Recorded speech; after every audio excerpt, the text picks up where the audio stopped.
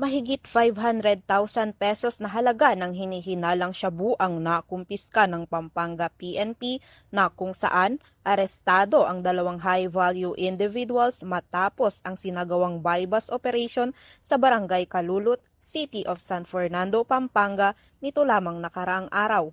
Kinilala ni Police Lieutenant Colonel Roy Agustus F. Kalulut, Chief ng San Fernando City Police Station ang mga suspect na sina alias Rick, 27 taong gulang at alias Mike, 18 taong gulang na parehong residente ng nasabing lugar.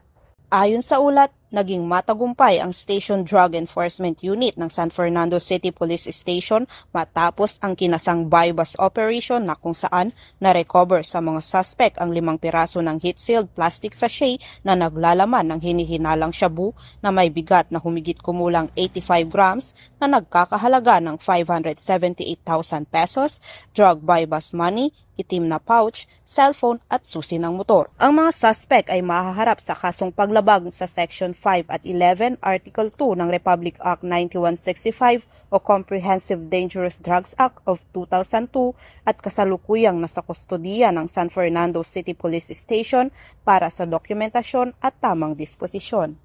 Ang Pampanga PNP ay patuloy na nananawagan sa mga mamamayan na makipagtulungan at maging mapagmatsyag laban sa anumang kahinahinalang aktibidad sa kanilang komunidad.